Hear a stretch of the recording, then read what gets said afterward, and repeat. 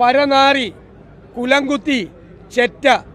ഇപ്പം ബാക്കി നേതാക്കന്മാർ ഐസക്കിൻ്റെ സംഭാവന കോമാളി, മസ്കറ്റ് ഹോട്ടലിൽ ശ്രീ എമ്മിൻ്റെ മധ്യസ്ഥതയിൽ RSS നേതാക്കളുമായി രഹസ്യമായി ചർച്ച നടത്തിയത് പിണറായി വിജയനാണ്. ഒരു സംശയവും അക്കാര്യത്തിലില്ല. ഇപ്പോൾ എന്താ CPM നേതാക്കൾ ചെയ്യുന്നത്? മുഖ്യമന്ത്രി അതിന് ഒരു മാർഗനിർദ്ദേശം കൊടുക്കുകയാണ്. അദ്ദേഹം മലയാള ഭാഷയ്ക്ക് സംഭാവന ചെയ്ത കുറേ വാക്കുകളുണ്ട്. എന്താണ്?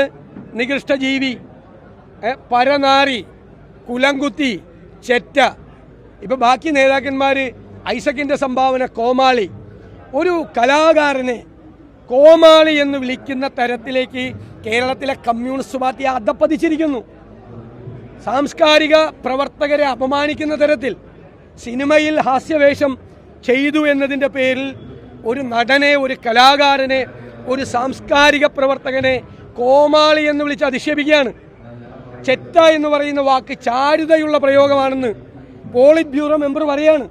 പോളിറ്റ് ബ്യൂറോ മെമ്പർ, ഞാൻ പറയട്ടെ, ഭാഷയിലും സാംസ്കാരിക ഇടങ്ങളിലും പൊതുമണ്ഡലത്തിലും ഇവരുടെ നാവിൽ നിന്ന് പെയ്തു വീണ ഈ വൃത്തികെട്ട വാക്കുകൾ അത് ശുചീകരിക്കാൻ ഒരു സാംസ്കാരിക ഹരിതകർമ്മസേന ഉണ്ടാക്കേണ്ടി വരും. ഇതെല്ലാം അടിച്ചുവാരി തുടയ്ക്കാൻ സാംസ്കാരിക ഹരിതകർമ്മസേനയുടെ ജോലി അവർ നാട് വൃത്തിയാക്കലാണ്. പക്ഷെ ഇവരുടെ നാവിൽ നിന്ന് വീണ ഈ വൃത്തികെട്ട വാക്കുകൾ അത് അടിച്ചു മാറ്റാൻ ഒരു പുതിയ സാംസ്കാരിക ഹരിതകർമ്മ സേന.